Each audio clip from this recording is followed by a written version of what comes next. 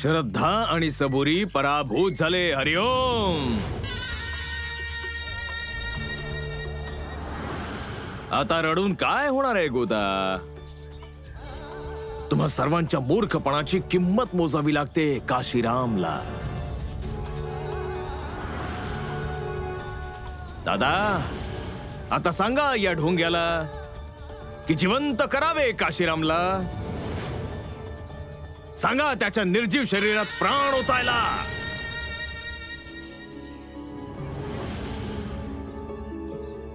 गोदा, शोक त्याच्यासाठी करतात जो गेलाय.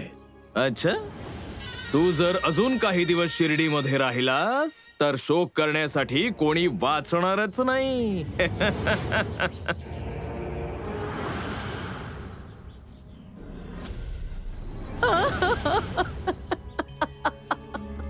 गोदा, तू चल बर, आज चल.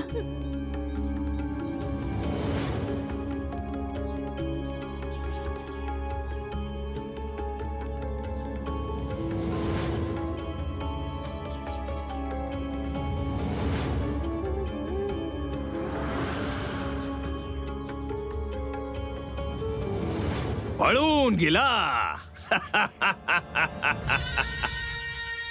आपली झोळी उचलून पळून गेला.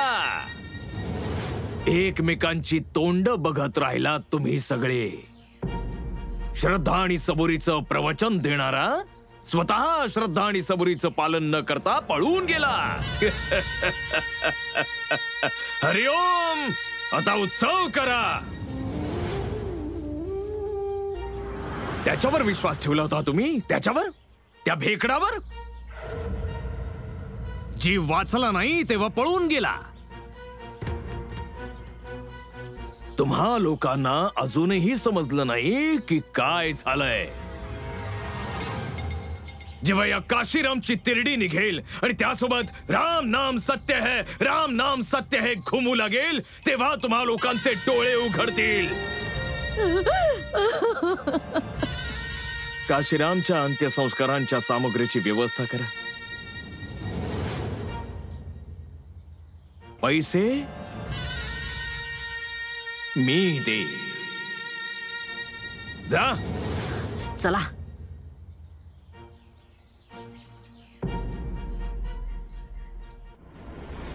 एका पत्नीकडे तिच्या विश्वासाशिवाय काहीही नसतं आणि त्याच विश्वासाचं सूत्र आहे. एका विवाहित स्त्रीची ताकद, तिची शक्ती, श्रद्धा आणि सबुरीची शक्ती.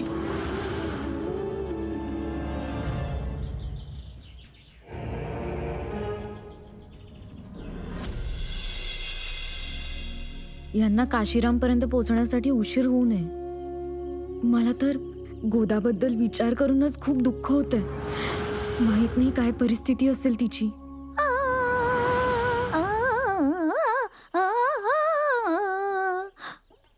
नर्मदा तूप दे. आत्ताच काही गावकऱ्यांची कुसबुस कानावर पडलीये माझ्या. असं वाटतं की गावकऱ्यांचं डोकं शेवटी ठिकाणावर आलंच. काय झालं? धर्माचा विजय. तो अधर्मी पळून गेला. सत्याचा विजय. तो ढोंगी पळून गेला. माझ्या दादाचा विजय. तुझा साई पळून गेला.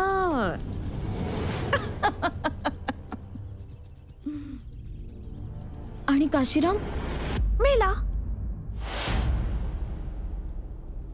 आणि जर तो मेला नसेल तर मरेल ना. आले मोठे सगळे शहाणे. म्हणे साई त्याचे उपचार करणार.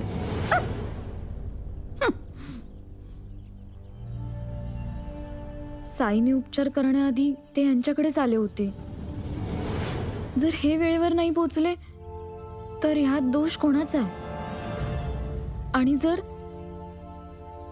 जर काशीराम यातून वाचला नाही तर हा विजय कोणाचा आणि कसा?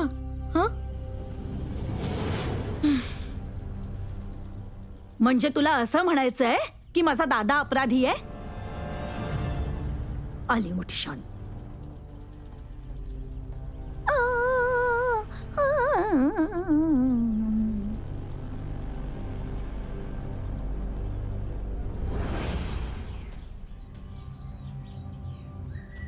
सरकार, तिरडीचं सर्व सामान आणलंय हो.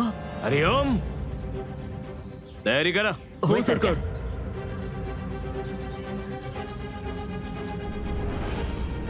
काशी अजून मिळाला बी नाहीये तरी कुलकर्णी सरकार त्याची तिरडी का बनवत आहेत?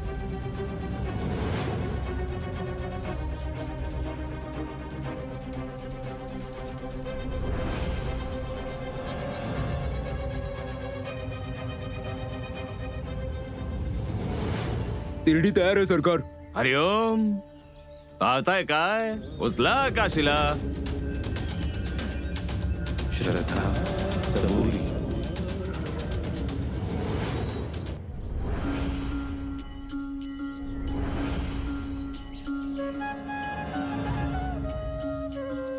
अरे हा तर परत आला.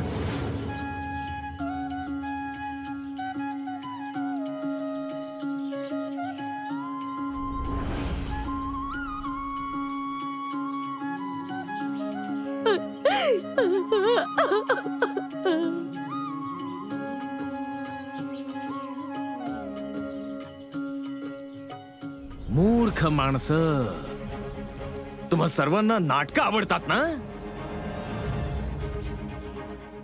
मरणाऱ्या माणसाशी तो चेष्टा करतोय आणि तुम्ही सगळे उभे राहून बघताय.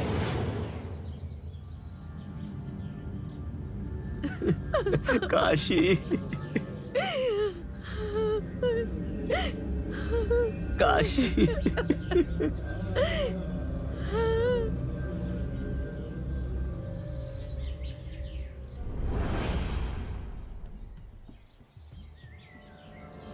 सरकार, बेलपत्र तर शरीरात पसरलेल्या विषाला निष्क्रिय करतं. विष निष्क्रिय होण्याचा फायदा त्याला होतो ज्याच्या शरीरात प्राण उरले असतील. पंताजी,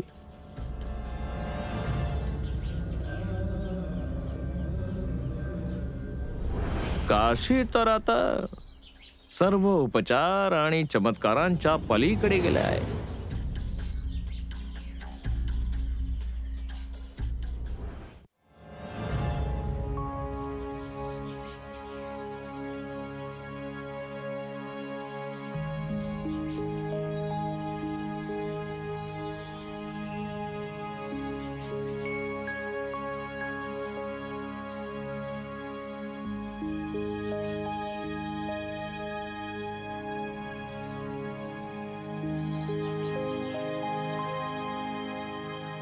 स्वागत आहे तुझं काशी.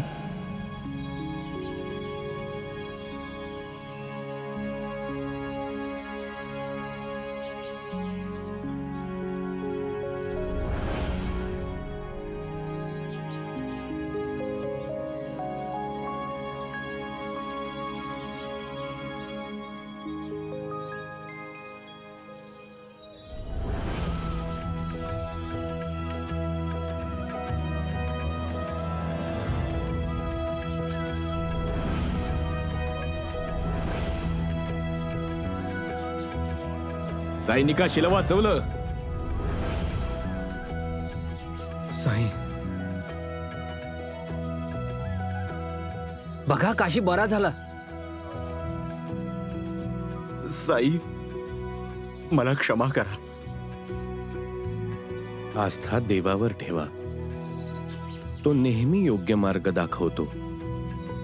मग तो आपल्या इच्छेनुसार असो किंवा नसो.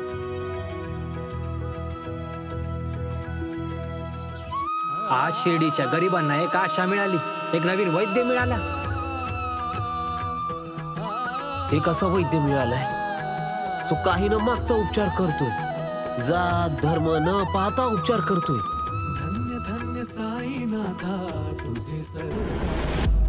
चमत्कार झाला हो सरकार हा तर. हरिओम.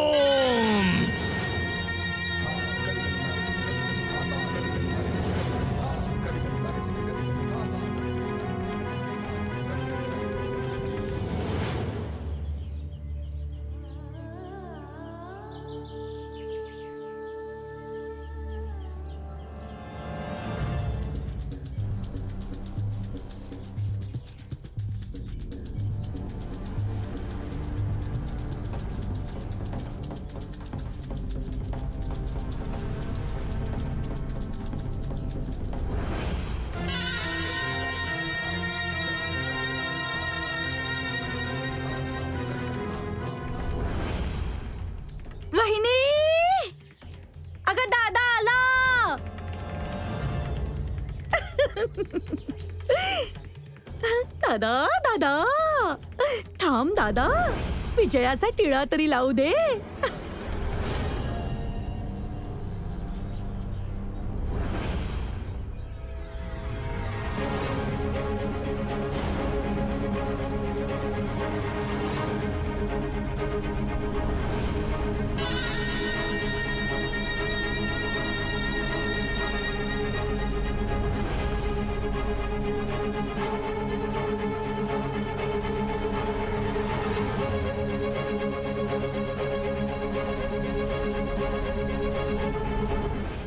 साई, तुम्ही काही न खाता पिता काशीरामवर उपचार करत राहिलात. हे घ्या, दूध पिऊन घ्या. कोणी वेदनेत असेल, अडचणीत असेल तर स्वतःचा विचार कसा येऊ शकतो? इतरांच्या अडचणीत स्वतःला हरवून बसणं एका तपश्चर्येसारखं आहे. शरीर आपल्या सर्व गरजा, सर्व इच्छा विसरून जातं. पाणी पाशील का बायजाई? त्या ढोंग्याला भेटण्यासाठी घरातून एक पाऊलही बाहेर टाकलंस ना, तर तुला तात्याची शपथ आहे.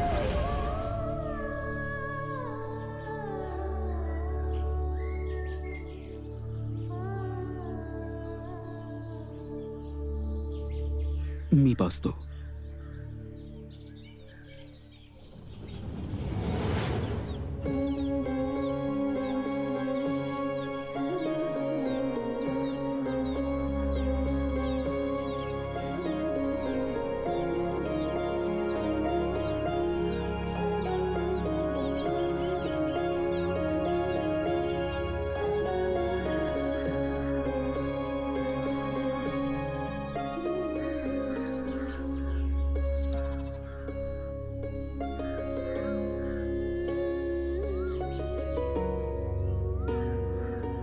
येतो मी साई.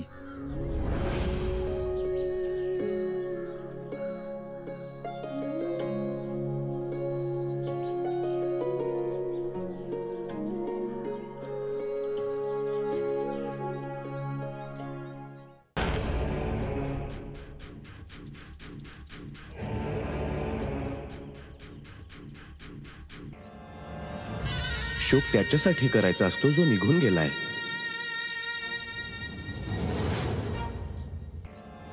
श्रद्धा सबुरी.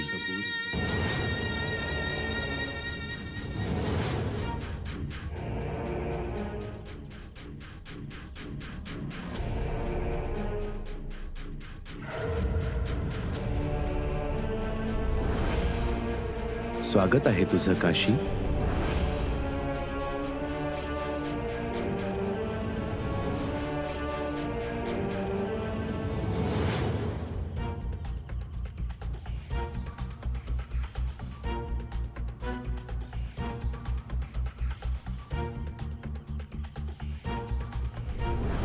साईने काशीला वाचवलं.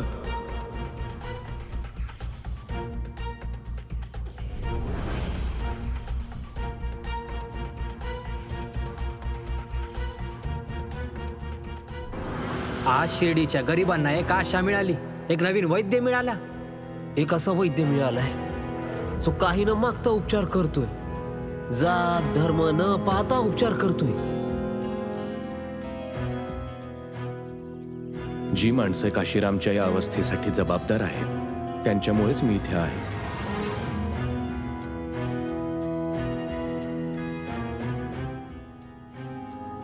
जी माणसं काशीरामच्या या अवस्थेसाठी जबाबदार आहेत, आज शिर्डीच्या गरिबांना एक आशा मिळाली, जी एक नवीन माणसं वैद्य काशीरामच्या मिळाला. या अवस्थेसाठी जबाबदार आहेत, त्यांच्यामुळेच मी इथे आहे.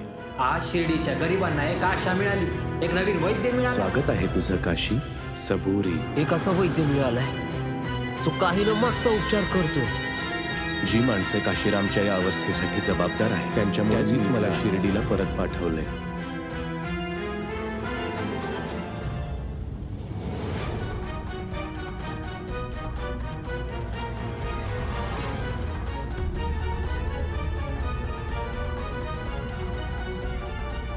हरिओ.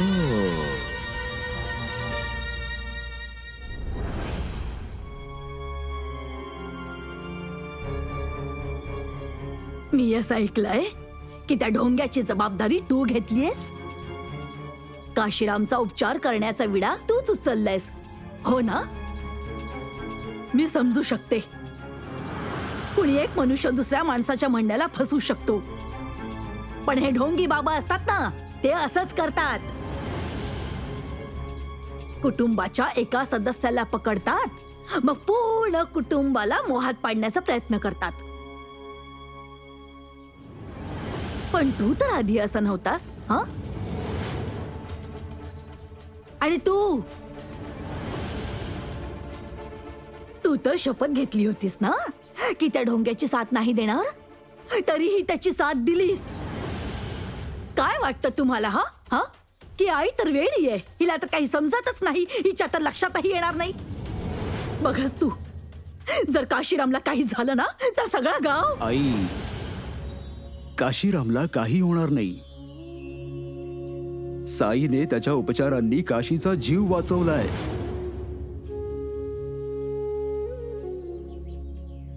आणि शपथेबद्दल म्हणशील तर शपथ साईशी न बोलण्याची होती, आणि बायजाने तुझी शपथ नाही मोडली. अरे, काशीरामचा उपचार करून साई कुलकर्णी सरकारचा अजूनही मोठा वैरी बनलाय, आणि वैऱ्याचा मित्र वैरीच असतो. आठवत नाही का तुम्हाला कुलकर्णी सरकार कसे आपल्या घरचे सगळे सामग्री लुटून घेऊन गेले होते? आता तर वाटतं हे घरच जाळून टाकतील. अरे, त्या काशीरामच्या जीवाचा प्रश्न होता म्हणून समजू शकते, पण यापुढे जर त्या ढोंग्याची साथ दिलीत ना तर माझ्यासारखं वाईट कुणी नसेल, समजला? हे देवा पांडुरंगा, बुद्धी दे रे या दोघांना. राम राम राम राम राम राम राम. आता पाणी दे त्याला, जा.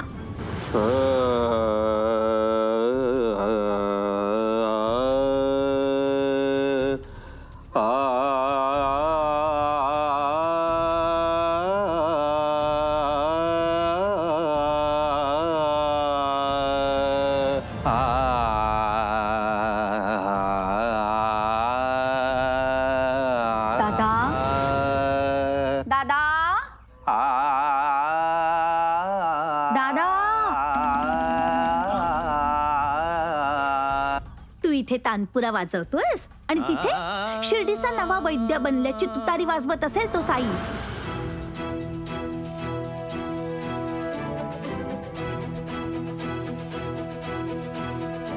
डोळे बंद केल्याने सत्य बदलत नसतं दादा.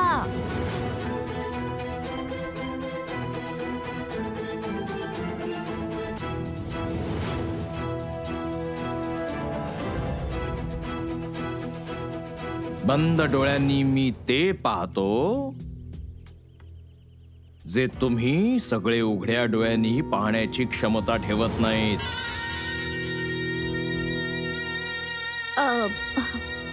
ते कसं? डोळे बंद असतील तेव्हा कानांची ऐकण्याची क्षमता वाढते. चिव, मी समजले नाही. साई काय म्हणाला होता? जी माणसे काशीच्या या दशेसाठी जबाबदार आहे त्याच माणसांनी त्याला शिर्डीला परत आणला आहे. हे कोणत्या माणसांबद्दल बोलतोय? काही समजलीस?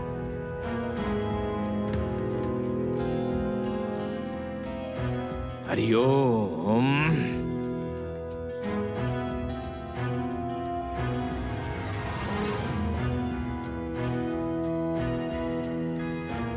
काशीरामला कोणी मारलं?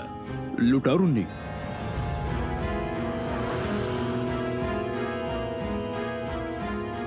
म्हणजे साई आणि लुटारू यांचं संगनमत आहे?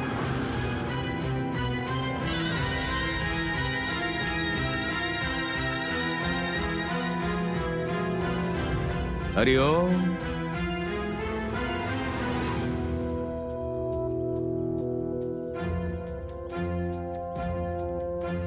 पद्दाजी, हे आपल्याला का नाही सुचलं? सुचण्यासाठी अक्कल असावी लागते अंताजी. गप्पा बसा.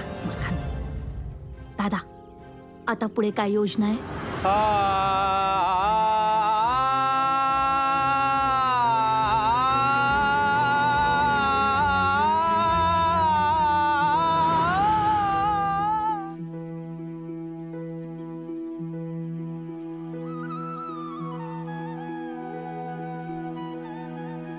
जर तुम्हाला काही झालं असतं तर? त्या बेशुद्ध अवस्थेतही मला खात्री होती गोदा की मी बरा होईन.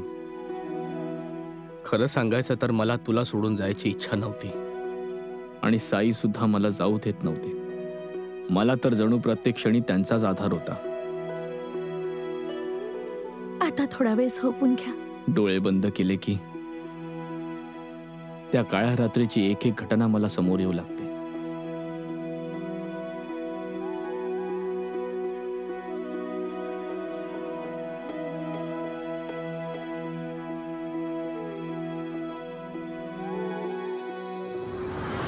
परहित सरिस धर्म नहीं भाई, पर पीडा सम नहीं अधमाई. इतरांच्या हितासमान कोणताही धर्म नाही आणि इतरांना दुःख देण्यासमान कोणता अधर्म नाही. पण विडंबन पहा, अधर्म करणाऱ्याचा नेहमी हा गैरसमज होतो की तो धर्माचं पालन करत आहे. रावणही त्याच्या मते अधर्मी नव्हता आणि कंसालाही त्याच्या अधर्माचं ज्ञान नव्हतं. ज्या दिवशी अधर्म करणाऱ्याला धर्माच्या योग्य व्याख्येचं ज्ञान होईल त्या दिवशी त्याला त्याचा अधर्मही ज्ञात होईल.